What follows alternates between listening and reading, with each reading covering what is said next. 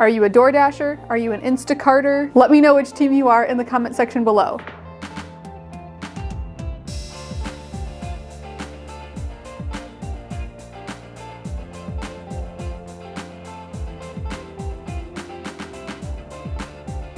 Hey girl, welcome back to Glam Life by Meg, where I teach you how to efficiently and glamorously live your very best life. Say hi in the comments if you're new here. It's nice to virtually meet you. Before we get to the good stuff, make sure to like, comment, and subscribe for more videos like this. And don't forget to ring that bell so that you can be notified every single time that I post a video. Today's video is in collaboration with Dear Debt. I am doing a video on Doordash and why I love it as a side hustle, and she is doing a video on Instacart and why she loves it as a side hustle. After you watch this video, go check out her video, let her know that I sent you. Doordash is a food delivery company. You've probably heard of it, especially in the last year when you were looking for someone to bring food to you. They connect with most of the restaurants that you know and love, and even some you've never heard of. All you have to do is get their app, order the food, and then it shows up at your door. But how does it show up there? Somebody has to bring it to you. Enter a dasher. So as a job, DoorDash is a 1099 gig type job. It is freelance. You get to choose when you work, where you work, how long you work, even down to which orders that you end up taking. I typically make $25 to $40 an hour depending on the day, the time, the weather, all of that stuff. I consider this to be one of my most lucrative side hustles for many reasons, namely the amount that you make per hour.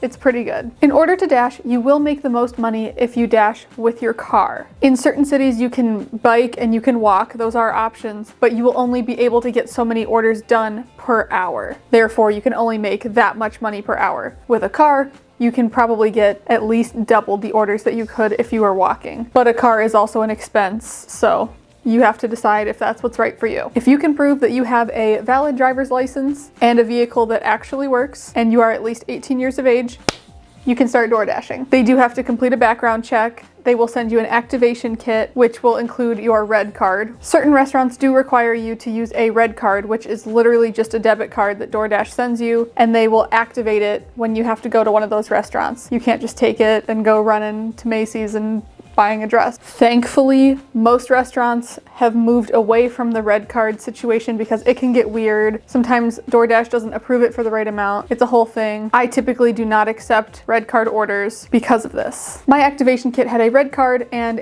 one of the DoorDash branded thermal tote bags so that you can zip it and keep food hot or cold when you're driving. I do not accept orders that require me to travel long distances unless they are for a good price, but usually the food will not lose very much heat, especially if you just put it in that bag. It's all good. You will learn which areas and days and times are the most profitable for you and your area. When you sign up and I say that I am in Portland, there are, I believe, 10 different areas that it considers to be Portland. And if you are dashing specifically in that area, it tries to keep you in that area. It sometimes will try to send you out if someone orders something that's way far outside of your area, but typically it will keep you right about here, wherever that area is for you. If you Google it, it will say that Sunday night is the best time to dash, as in the Sunday evening hours when people would be ordering dinner. In some areas, this is the case. In other areas, this is not the case. I find that regardless of the day, your time, the weather, and life circumstances are going to be the thing that gets you the most money. Father's Day, Super Bowl, Mother's Day, certain things like holidays like that, or special events like that, they will usually give you an increase in pay. You will also find an increase in pay. People don't want to leave when it's raining, especially if they're at work. They don't want to go out in the rain and come back and everything. Put on your raincoat and galoshes and secure the bag, sis. Also, you will make more money at noon than you would at 3 p.m. because there will be more people ordering lunch around noon or dinner around 5 or 6 as opposed to someone ordering random food at 3 p.m. It's not that it doesn't happen, because it often does, but you will make more money and faster at those peak meal times. With Super Bowl Sunday and certain events like that, there's also this thing called peak pay. So on days like Super Bowl Sunday, Father's Day, or if there are not enough dashers out and DoorDash wants to bring more dashers out into the field so that they can get more orders fulfilled, they will have peak pay, which is kind of like surge pricing for Uber, except you get paid more instead of having to pay them more. they will often give maybe a 2-hour window where you will get $1 to $4 extra per delivery. Peak pay, we love it. It gives us an excuse to make extra money. You can schedule your shifts up to a week in advance, or you can choose to dash right on the spot, as long as they are in need of dashers. DoorDash knows when they have enough dashers for that specific shift, and they will close it off so that more people don't come and start dashing to take away the orders from people who are already dashing. I have heard that you get more orders when you schedule your shifts in advance. I have not found that to be the case. I have probably equally scheduled shifts and also just decided to dash on the spot, and I have not noticed enough of a difference to say whether or not that is true.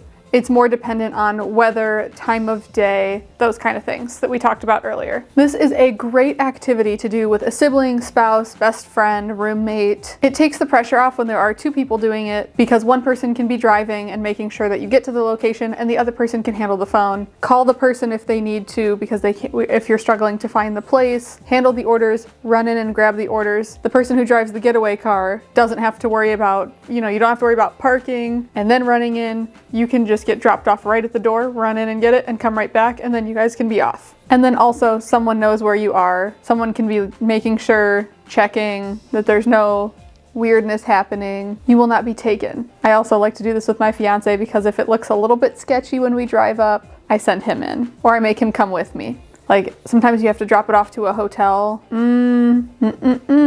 Not by myself, no thank you. I'm not dumb. And it's fun because you can listen to music, podcasts, just kind of hang out, have a good time. I have also dashed by myself. I recommend doing that only in the daytime in really safe neighborhoods, maybe keeping it to your own local neighborhood, especially if you're a woman, because people trying to take us all the time. If you would like to see me dashing in action, to see what it looks like, show you the app a little bit, give you a little bit more of an idea of what it looks like when you're actually in the car doing it, you should check out my playlist that will be popping up in the cards. I take you on a few different shifts of me door dashing so you can see exactly what it looks like and get a better idea of what you'd be getting yourself into before you just jump in the car and go. I also have a referral code if you are interested in starting to DoorDash for yourself. I recommend using, if not mine, a friend's or family member's DoorDash code, because you will usually make more money after you hit a certain number of deliveries when you use someone's referral code. I'll put it down here. You can also DM me if you have questions on Instagram at GlamLifeByMeg. Either way, I should be able to get back to you. I think DoorDashing is such a great opportunity. There are two things that I would like to mention that this might make it not be a good job for you. If you have a compromised immune system, this is probably not your gig. You do often have to run into the restaurant to grab the food. There are certain places where you can go through the drive-thru, or the restaurant will bring the food out to you, but you still have to go into restaurants most likely. And some of your customers will require you to hand them the order before you walk away. Most people are no contact these days, but some people still do require you to hand it to them. And when they come to the door, they're often not wearing a mask because they're in their own home. They don't really think about it. So that would be one reason to not do it. And number two, if you have severe allergies, listen to my tale of woe. My fiance was driving and I picked up a sushi order. You don't know what you're going to be picking up before you get there. So I did not know that I was getting a bag full of shellfish, and my fiance is allergic to shellfish.